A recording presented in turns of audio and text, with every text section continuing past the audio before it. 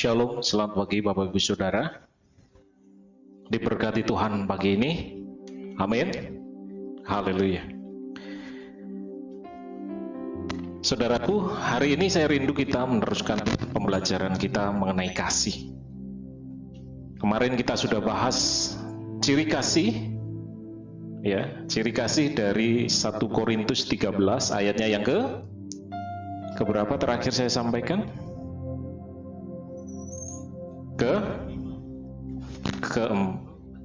Keempat, bener. Tolong dikecilkan dikit aja. Yang punya saya, ya. Oke. 1 Korintus 13 ayatnya yang keempat. Hari ini saya rindu kita belajar dari 1 Korintus 13 ayatnya yang kelima, ya. Sebelum kita mulai, Bapak Ibu Saudara,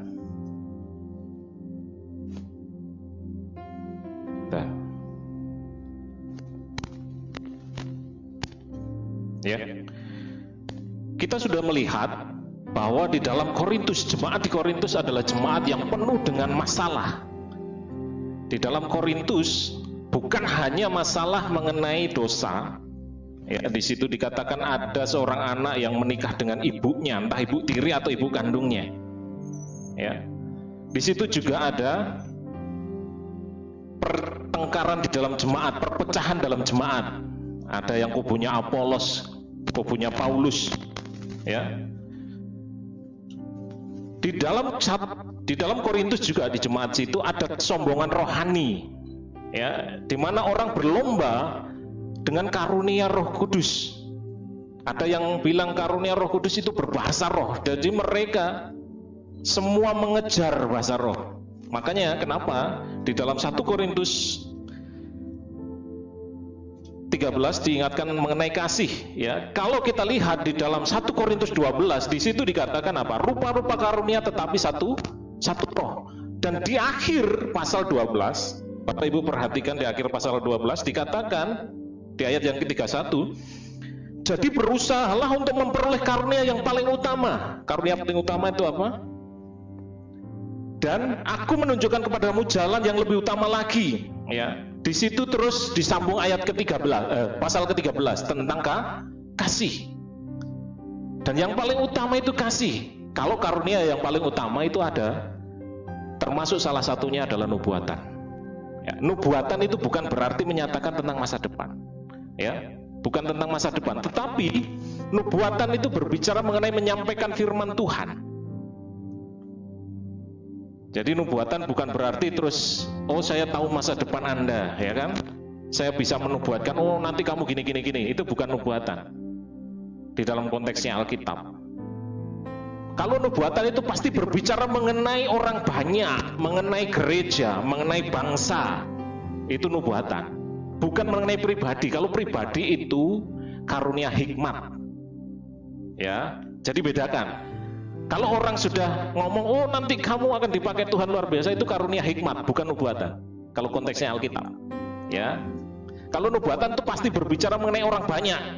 Contohnya gereja ini akan dibangun, jemaatnya akan didekati Tuhan. Ya, itu nubuatan. Untuk gereja maksudnya, bukan untuk pribadi orang tertentu. Itu namanya nubuatan. Untuk suatu bangsa itu nubuatan. Ya, tetapi dalam konteksnya perjanjian baru, nubuatan itu berbicara mengenai firman Tuhan. Jadi orang yang punya karunia untuk menyampaikan firman Tuhan itu termasuk di dalam karunia nubuatan. Termasuk Bapak Ibu Saudara mungkin yang secara tidak sengaja menyampaikan firman Tuhan ke teman yang lain, ke keluarga yang lain, saudara-saudara yang lain, itu termasuk karunia nubuatan. Ya. Oke, kita bahas kembali. Kita kemarin sudah belajar bagian pertama dari ciri kasih, ya. Ciri kasih yang pertama. Sekarang bagian yang, oke, saya ulang kembali. Kemarin kita sudah belajar di bagian yang pertama.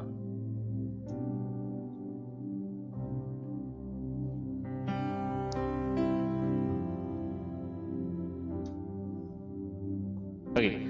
Bagian yang pertama menurut 1 Korintus 13 ayatnya yang keempat, itu tetap sabar, tidak terprovokasi. Kasih itu berbuat baik kepada sesama, meskipun kepada orang yang menjengkelkan kita, yang menyakitkan hati kita. Tidak iri hati. Dan selanjutnya mengakui segala kelemahan kita. Dan yang terakhir meletakkan diri di bawah orang lain untuk melayani orang tersebut. Itu ciri kasih kemarin yang kita sudah bahas. Hari ini saya rindu kita membahas ciri kasih bagian yang kedua. Mungkin anak muda ini tahu siapa? Ada yang tahu ini siapa? Oh, yang paling depan tahu ini, BTS. Hari ini, tapi saya nggak bahas tentang ini. Saya bahas tentang BTS-nya. Jadi ciri kasih itu yang bagian kedua adalah BTS. Nanti Bapak Ibu ingat, BTS itu apa? Oke. Oke, selanjutnya kita coba buka di dalam 1 Korintus 13 ayatnya yang ke-5. Oke. Sudah ketemu semuanya? Kalau belum ketemu, Bapak Ibu Saudara bisa baca di depan karena saya sudah siapkan. Oke. Demikian firman Tuhan. Yang kedua, 1 Korintus 13 ayat yang ke-5. Ia tidak melakukan yang tidak sopan dan tidak mencari keuntungan diri sendiri. Ia tidak pemarah dan tidak menyimpan kesalahan orang lain. Di sini ada 4 hal yang kita pelajari hari ini mengenai ciri kasih. Bagian yang kedua, ada 4 hal. Kemarin saya sudah katakan ada 15 kata kerja. Di bagian pertama saya sudah sampaikan ada 5 kata kerja. Kalau bagian kedua ini ada 4 kata kerja. Yang pertama tidak melakukan yang tidak sopan. Yang kedua tidak mencari keuntungan diri sendiri. Yang ketiga tidak pemarah. Yang keempat tidak menyimpan kesalahan orang lain. Kita akan bahas detailnya. Yang pertama, ciri kasih yang pertama, ya, menurut bagian yang kedua ini adalah beretika dan beretiket. Loh, apa sih bedanya? Beretika dan beretiket. Kadang kita sering dengar ya etika, tapi etiket jarang ya. Apa sih etika itu? Etika itu bukan kita sopan santun di depan orang. Beda. Itu adalah etiket. Nah, kalau etika itu berhubungan dengan moralnya kita. Kalau berhubungan dengan hubungan sosial itu etiket, bukan etika. Orang Indonesia sering salah kaprah antara dua kata ini, etika dan etiket. Itu bukan hanya sopan santun gini, enggak, tapi lebih sikap hati, moral kita. Kalau moralnya bejat, itu tidak beretika berarti. Kalau dia tidak punya sopan santun di depan orang lain, dia mengerjakan hal yang tidak senonoh istilahnya. Kepada orang lain dia berbuat hal yang tidak seharusnya kepada orang lain, itu tidak beretiket. Ya.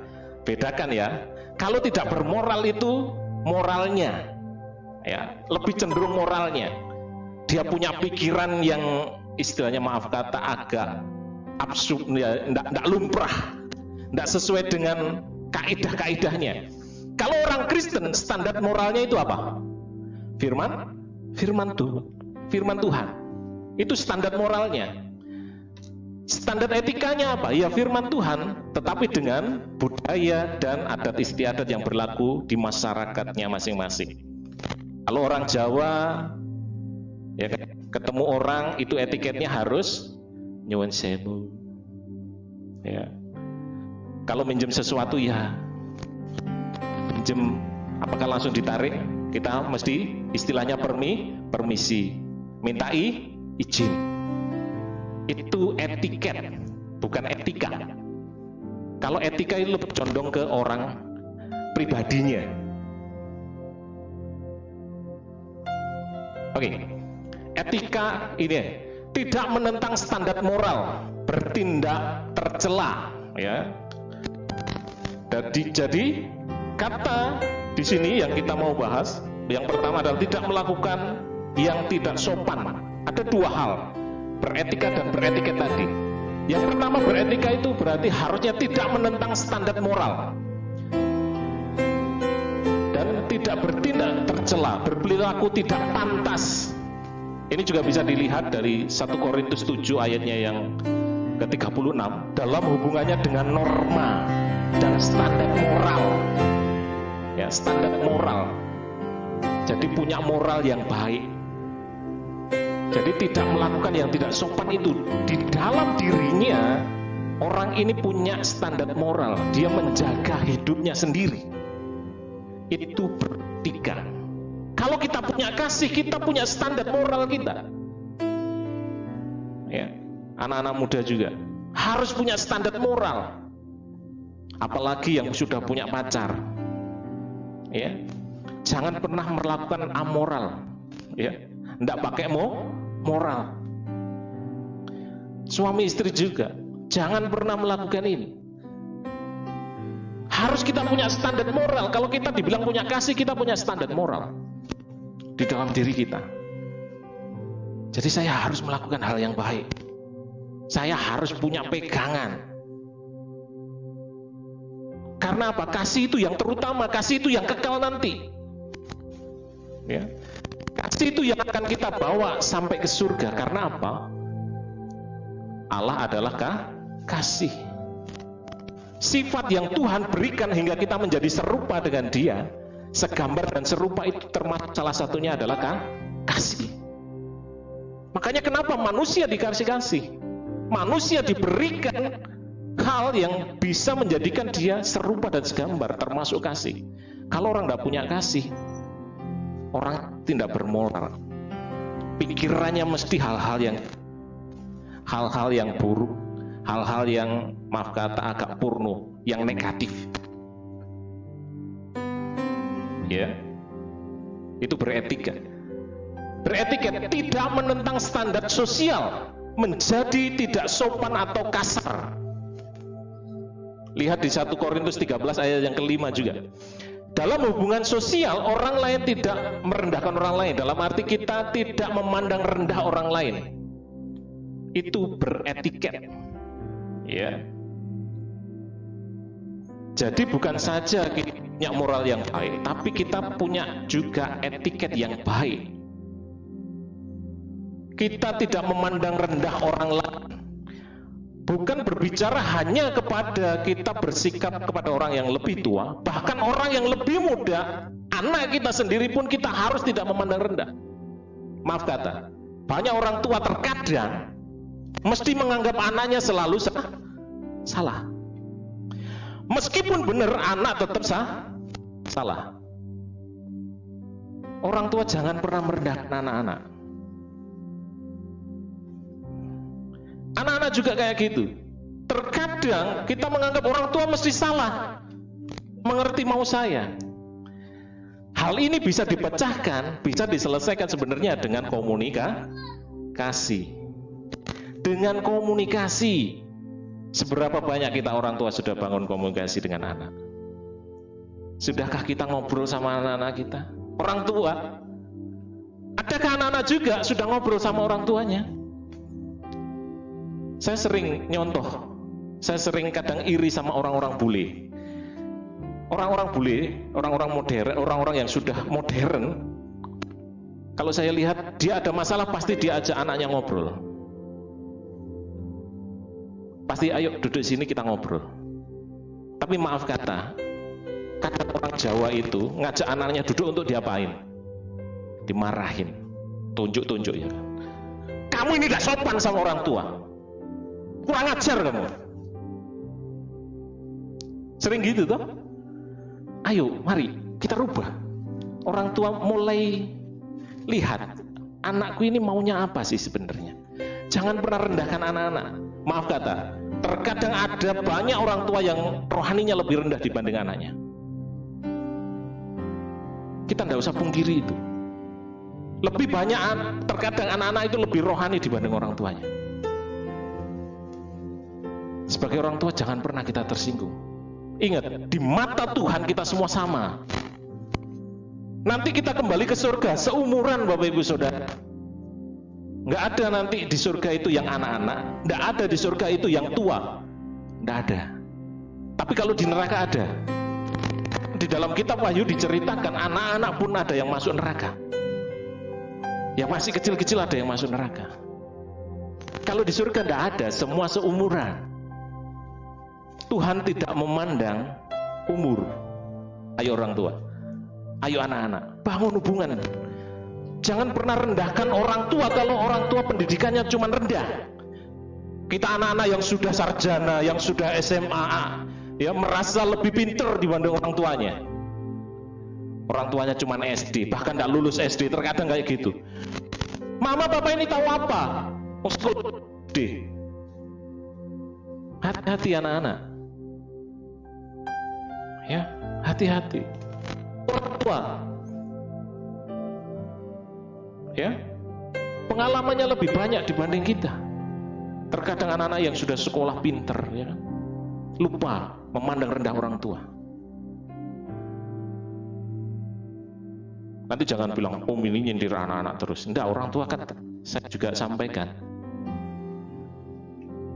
Ya. Jadi orang tua pun harus beretiket, punya etika. Negur anak pun harus punya etika. Anak-anak pun juga, kalau ngomong sama orang tua, juga harus punya etika dan etiket.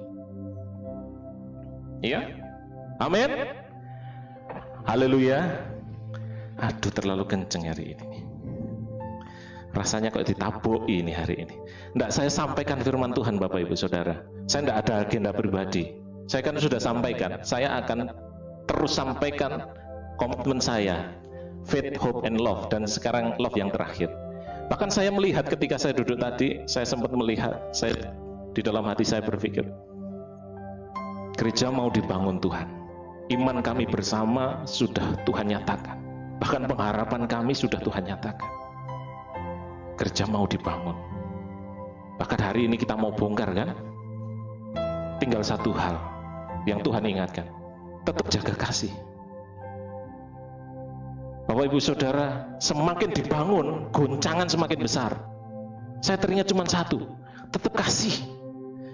Jangan sampai nanti gereja dibangun, kasih hilang. Ini banyak terjadi. Saya sampai berpikir, kenapa Tuhan kasih tema ini? Ternyata iman kita bersama, harapan kita bersama Tuhan akan wujudkan. Tinggal satu pekerjaan kita apa? Membangun kasih.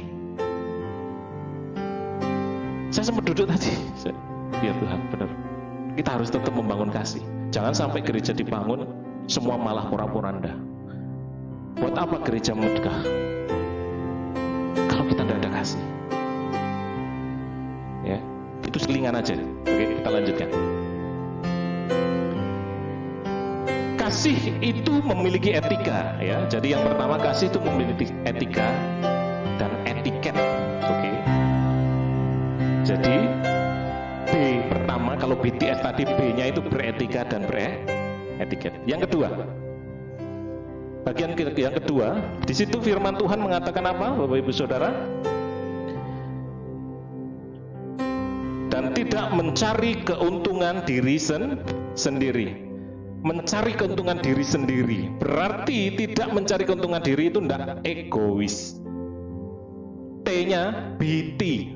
T pertama itu tidak egois.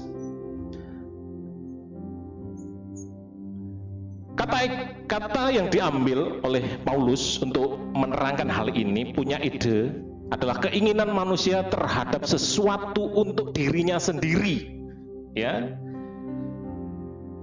atau usaha manusia untuk memperoleh sesuatu. Jadi bukan hanya pemikiran saja. Kalau yang pertama adalah keinginan, ya, saya ingin semua itu untuk saya, keuntungan untuk saya.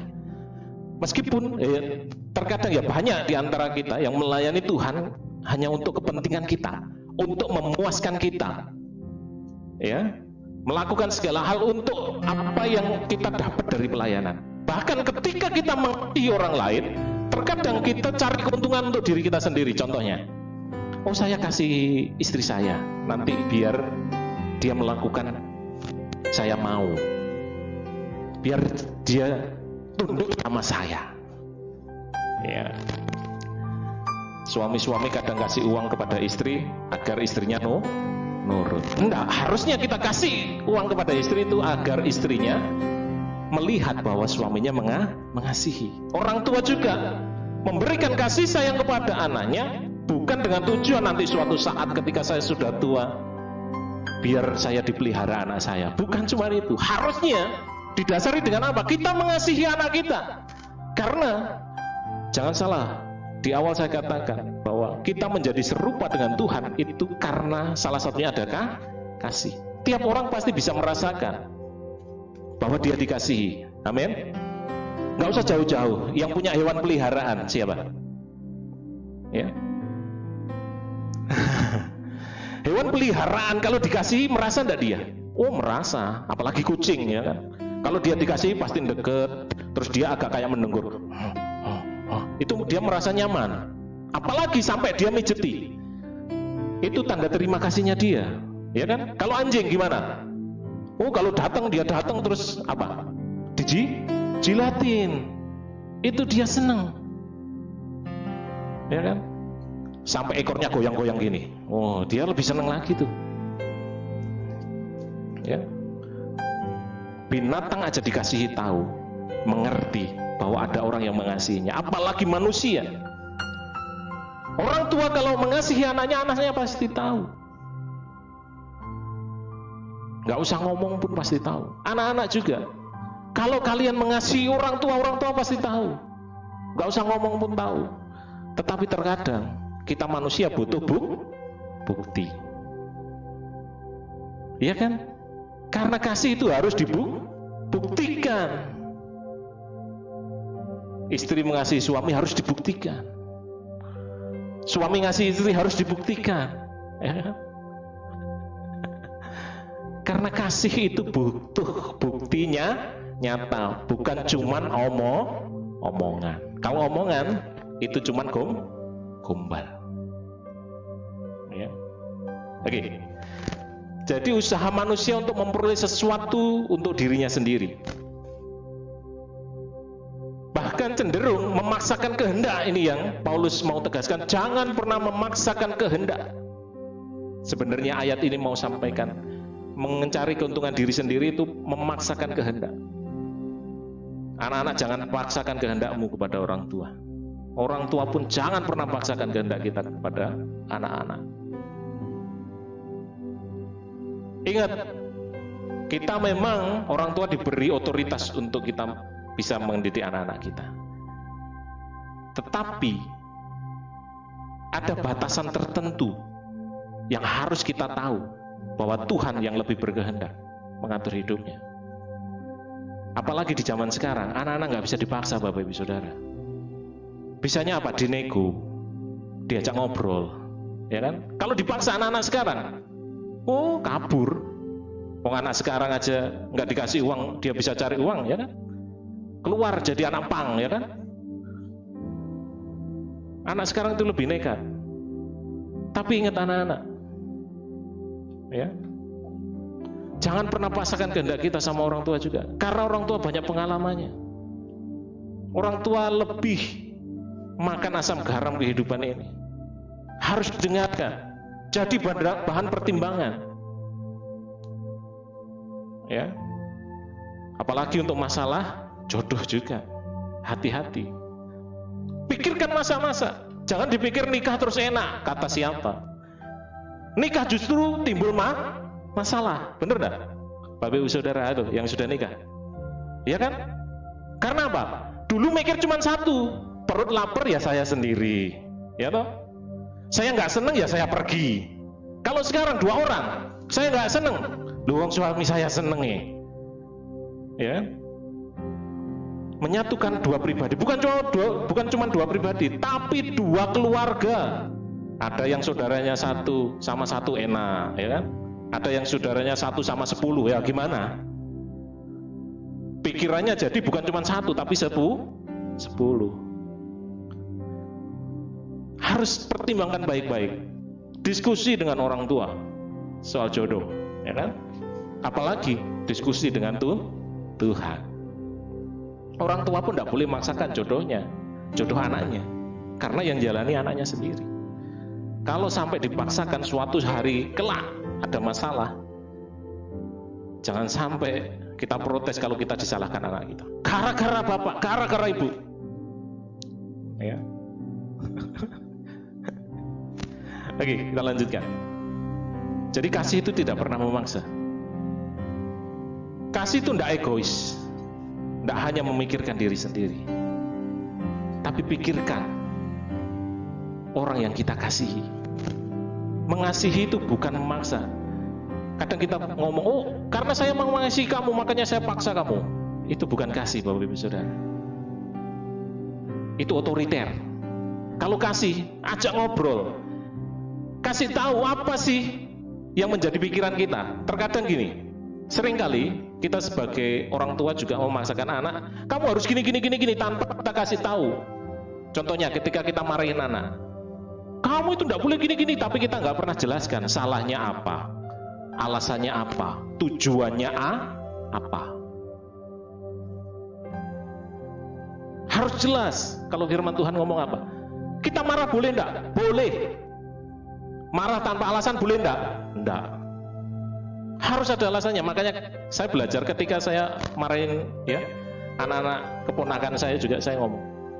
Kenapa papi marah sama kamu? Karena saya jelaskan ini. Agar anak nggak sakit hati. Jadi jelas. Oh iya, ternyata karena saya mengasihi kamu, makanya saya kasih tahu biar kamu nggak jadi seperti ini. Ya, jadi anak tahu. Contohnya kalau anak minta sesuatu terus kita ngomong nggak boleh, harus kita kasih alasan. Kalau kita ngomong boleh pun kita kasih alasan.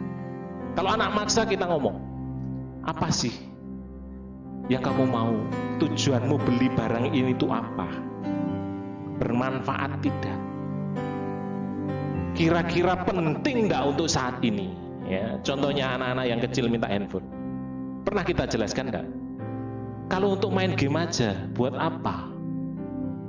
Ngabis-ngabisin pulsa. Saya mesti jelaskan, handphone itu untuk komunikasi fungsi utamanya. Amin. Bukan untuk main game. Makanya kenapa manusia menciptakan handphone? Apalagi zaman sekarang, handphone itu utamanya untuk apa? Untuk sekolah. Tapi Bapak Ibu Saudara, saya ingatkan buat Bapak Ibu Saudara yang punya anak bersekolah, kasih makan sayur yang banyak ya kan, terutama wortel. Jangan sampai nanti jadi silinder. Kayak saya ini juga sekarang sudah mulai agak silinder. Saya lihat jauh gini, kalau cahaya itu udah mulai bunar, ya, agak nggak kelihatan. Kalau dekat sih kelihatan saya. Apalagi akhir-akhir ini saya sering pulang pergi dari Surabaya ke Nganjuk, ya kan? Karena orang tua saya dua-duanya sakit, saya harus pulang pergi ke Nganjuk. Kalau malam gitu saya mesti, kapan hari terakhir saya pulang dari Nganjuk itu jam berapa ya? Jam 9 kalau nggak salah ya, 9 atau setengah 10 gitu. Sampai sini Bapak Ibu Saudara tahu jam berapa? Setengah 1. Kenapa? Karena saya tidak tahan. Lihat cahaya ini tidak tahan, ngantuk akhirnya. Sampai saya istirahat, biasanya saya tol dari Nganjuk ke Surabaya ke Nganjuk cuma 1 jam. Kalau siang hari, malam hari itu bisa sampai 3 jam saya. Ini rekor buat saya. Karena saya tidak tahan. Harus berhenti di rest area, saya tidur dulu sampai benar-benar fit, saya jalan lagi. Kalau jalan malam sudah agak tidak nyaman buat saya. Ya kan, kalau siang pun matahari terlalu terang, saya mesti pakai kacamata hitam. Katanya istri saya, oh endel ternyata ya bujuku ini, pakai kacamata hitam. Enggak, karena memang mata udah agak nggak nyaman. Karena tiap hari saya kerja di depan laptop. Bahkan kalau kuliah sampai malam setengah 9, jadi jam 8 pagi sampai jam setengah 10 malam saya harus depan laptop terus. Jadi agak kalah, ya kan? Kalah dikit lah. Ya. Memang terkadang agak bete, ya kan? Kata Excel agak bete. Balung tuwek. Ya. Bukan bete enak hati gitu enggak, balung tuwek. Katanya kemarin, ya. Oke, kita lanjutkan. Yang ketiga, di situ dikatakan tidak pemarah. Kata tidak pemarah ini Berarti sebenarnya kita ini dalam posisi yang pasif. Kita bukan yang aktif. Kalau aktif berarti kita yang menyebabkan orang marah. Kita yang menyebabkan diri kita marah. Kalau aktif itu bisa dikatakan provokator. Tapi ini posisinya pasif. Ingat tadi, di dalam Korintus banyak orang-orang menjengkelkan. Banyak orang-orang yang punya masalah, yang akhirnya masalahnya ditularkan ke orang lain. Ada jemaat-jemaat yang setia, yang dia hidup benar, akhirnya juga mau tidak mau tertular. Makanya kenapa Paulus katakan jangan mudah marah atau tidak memarah. Kata kerja aktif berarti memicu, membangkitkan kemarahan. Tapi kata yang diambil Paulus di sini adalah kata kerja pasif. Yang berarti apa? Diprovokasi, ya, murka. Jadi murka itu berarti ada penyebabnya. Jadi dalam 1 Korintus 13 ayat 5, kasih itu tidak membiarkan dirinya terprovokasi. Orang yang punya kasih itu nggak gampang diprovokasi, meskipun ada banyak hal yang menjadikan dia bisa marah. Bisa dari omongannya orang, akhirnya dia bisa marah. Dari apa kata orang, bisikan tetangga, ya kan? Dia bisa marah. Tetapi orang yang punya kasih dia nggak akan cepat marah. Kalaupun ya mungkin ada orang yang cerita, oh suamimu kayak gini, istrimu kayak gini, anakmu kayak gini, kita nggak cepat marah, tapi kita cross check dulu. Ya. Jadi jangan sampai kita cuman mendengar dari salah satu sudut tanpa mempertimbangkan sudut yang lain. Orang yang dewasa di dalam Tuhan itu selalu melihat ada banyak sudut yang harus kita perhatikan. Contohnya, kalau ada dua orang bertengkar, kita pun harus tahu apa penyebabnya. Jangan kita langsung tuduh kamu yang salah, enggak. Harus kita lihat kira-kira, ya kan, masalahnya apa, kita damaikan. Bukan malah kita menyalahkan salah satu. Ya. Jadi kita harus menjadi orang yang bisa menengahi. Kita enggak gampang terprovokasi. Seberapa banyak di antara kita yang tidak gampang provokasi? Coba kita perhatikan, kita mudah terprovokasi enggak ya? Firman Tuhan mengatakan, jangan marah itu bukan cuma kita senang marah-marah, enggak, tapi kita enggak gampang diprovokasi. Dengar kata orang, oh si A itu kayak gini, oh si A kayak gini, ya. Kita enggak secara mentah-mentah kita terima, terus kita ngomong, oh kamu salah gitu, enggak. Kita harus lihat, bener enggak ya? Orang yang dewasa pasti harusnya bukan melihat dari salah satu, tapi bisa melihat dari sudut pandang yang lain. Apa memang benar tau gitu? Ya, tidak mudah terprovokasi. Jadi orang yang punya kasih itu akan selalu tenang. Menghadapi masalah apapun dia selalu tenang. Bahkan mungkin orang boleh banyak provokator di sekitar kita, tapi kita tetap bisa tenang. Kita bisa memutuskan dengan baik. Kalau kita tidak tenang, kita nggak akan bisa memutuskan dengan baik. Kita emosian, kita nggak akan bisa memutuskan dengan baik. Ya, menjadi mudah tersinggung. Ya. Ini adalah jenis reaksi yang dikonotasikan dengan serangkaian hal-hal negatif. Menjadi mudah tersinggung, marah, jengkel, dendam, dengan sakit hati, tersinggung, dan lain-lainnya. Kalau kasih itu tidak mudah tersinggung. Meskipun sih ngomongnya menyakitkan hati, nggak mudah tersinggung, tapi kita koreksi, iya bener nggak ya apa yang dia omongkan. Kalau bener ya kita harus dengan besar hati mengakui, oh ya saya salah, saya belajar kayak gitu juga Bapak Ibu Saudara. Mari, kalau kita memang dikoreksi orang ya terimalah. Makanya saya mengatakan sama istrinya, kalau konflik itu baik.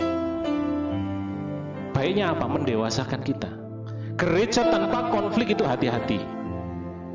Ya, Bapak Gembala juga sampaikan, gereja yang adem ayem itu hati-hati. Belum tentu dia bertumbuh. Gereja yang banyak konflik, apakah itu tidak bertumbuh? Belum tentu. Mungkin orangnya sedang diproses bertumbuh. Ya. Jangan gesekan sedikit langsung, wes gak gerejo-gerejoan, pindah gerejo. Itu bukan solusi Bapak Ibu Saudara. Kita nggak akan pernah dewasa kalau kayak gitu. Ya, kita dewasa itu dari gesekan. Suami istri dengan gesekan harusnya semakin cinta, ya kan? Berantem terus, akhirnya jadi istrinya seperti saya, ya. Saya dulu sering bertengkar sama istri saya. Julukannya dulu dia Somalia, ya kan? Untuk saya maksudnya. Itu lo aneh kan, saya di kaset, istri saya di kasir, ya kan. Ternyata dari benih itu, ya. Tapi ya jangan anak-anak muda, oh tak jahati ya nanti biar dia cinta. Belum tentu, disiram air ya. Ya, jangan coba-coba. Kalau memang suami istri terkadang banyak masalah, jangan berkecil hati. Komunikasikan, selesaikan dengan baik. Karena terkadang rumah tangga yang ayam-ayam saja itu harus hati-hati. Ya, hati-hati. Ingat, manusia itu tidak ada yang sempurna. Kita disempurnakan dari masalah. Besi menajamkan besi, manusia menajamkan sesama. Jangan pernah kita cari adem-adem. Jangan pernah kita cari tidak ada masalah. Kalau tidak ada masalah jangan di dunia. Lebih baik kembali ke surga saja. Mau kembali ke surga sekarang? Sekarang loh ya.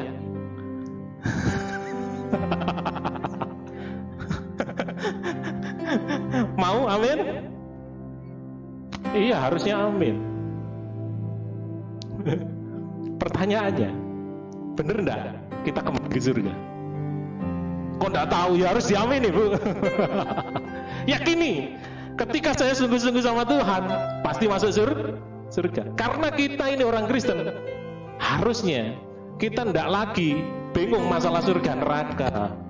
Ketika kita sungguh-sungguh beriman kepada Tuhan, kita bukan surga neraka lagi masalahnya. Masalah kita itu cuman ada 5 mahkota yang kita berjuang untuk mendapatkannya. Kalau surga udah pasti Tuhan kasih. Buat apa kita masuk surga tanpa bawa mahkota? Malu kalau saya. Makanya saya kenapa harus melayani. Harus tahan di dalam penderitaan. Karena orang yang bertahan di dalam penderitaan dapat satu mahkota kehidupan. Orang yang memenangkan jiwa dapat mahkota apa? Mahkota sukacita. Orang yang mau mendidik, mau menggembalakan, bukan cuma bapak gembala, menggembalakan keluarganya, itu dapat mahkota juga. Mahkota apa? Mahkota kemuliaan. Ada 5 mahkota yang kita sedang berjuang. Jangan bingung surga neraka. Karena kita berbuat baik bukan untuk masuk surga. Kita sudah dijamin masuk surga. Berbuat baik itu adalah bukti bahwa kita ini warga kerajaan surga. Kalau orang yang sudah warga kerajaan surga tidak berbuat baik, belum tentu dia warga kerajaan surga.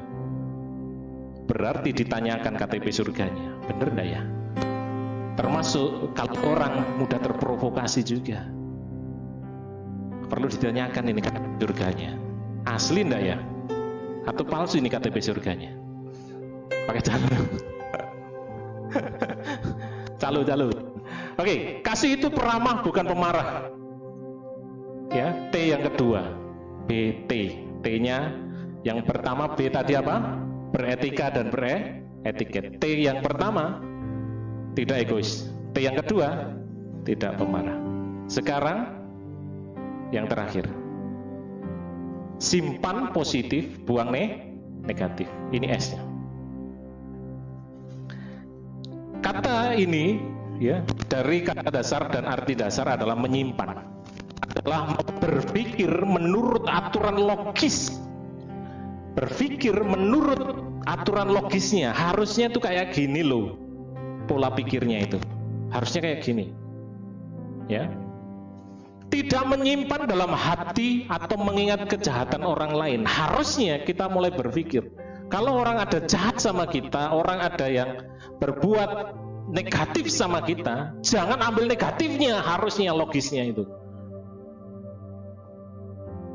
Orang-orang di sekitar kita kan pasti ada yang positif, ada yang negatif, amin.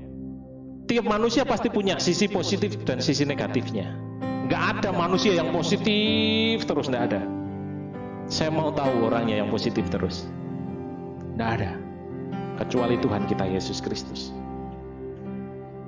Meskipun itu hamba Tuhan sebesar, bukan badannya yang besar ya, maksudnya karismanya, ya kan? Jangan badannya yang besar, karismanya besar, ya kan? Bahkan kita dengar juga kabar-kabar, ada banyak hamba Tuhan yang akhirnya jatuh juga, ya kan? Bukan cuma Indonesia, di luar negeri, hamba Tuhan yang sekali doakan, tumbang semuanya, akhirnya juga jatuh juga. Sekarang mana ada kabarnya? Nggak ada. Tapi bersyukurnya katanya dia sudah bertobat dari pengajar apa yang dia ajarkan. Ya. Harusnya kita menyimpan itu positif saja. Kita ingat, ya, kita tidak nilai orang dari kejahatannya. Kita tidak menghakimi kejahatan orang lain. Ingat Bapak Ibu Saudara, menilai itu cuman kita berpikir saja. Kalau menilai, ya kan, menilai itu berpikir, orang ini kok kayak gini ya, kayak gini ya. Tapi ketika kita sudah ngomong, kamu ini bejat, kamu ini rusak, itu kita sudah menghakimi. Kalau menilai itu cuma di pikiran, di dalam hati, itu salah itu, harusnya enggak gitu, ini logisnya. Itu kita menghakimi sudah. Itu menilai. Kalau menghakimi itu ketika kita sudah melontarkan sesuatu dan kita memberi cap itu, ini pancen anak durhaka ini, ini wong bejat ini enggak tahu diri ini. Itu kita sudah menghakimi. Ketika itu sudah kita tanamkan dan kita melabeli orang itu kita sudah menghakimi. Ya, kita enggak boleh menghakimi, menilai orang jahat. Ingat, memang manusia jatuh dalam dosa, dia hancur total, tetapi masih ada benih-benih, masih ada serpihan-serpihan kebaikan yang Tuhan berikan, termasuk salah satunya adalah kasih. Yang ya, tidak ada seorang pun manusia yang sempurna, termasuk kita. Kasih itu menyimpan yang positif, buang yang negatif. Kasih itu selalu menilai dari sudut pandang yang berbeda, bukan cuma satu kita dengarkan, tapi kita nggak mau mendengarkan yang lain. Hingga akhirnya kita lebih banyak terima negatif daripada positif. Mungkin ada di antara kita yang sering dengar-dengar hal negatif, abaikan. Jangan kita melabeli orang ini mesti kayak gini, jangan. Buang itu semua, ambil yang positifnya, ingat yang positifnya saja. Oh iya, kan ada baiknya, dia kan ada positifnya. Ya. Jadi, Bapak Ibu Saudara, BTS, ciri kasih menurut 1 Korintus 13 ayat 5 yang pertama, beretika dan beretiket. Yang kedua, tidak egois, tidak pemarah, simpan positif, buang negatif. Ingat BTS, kasih.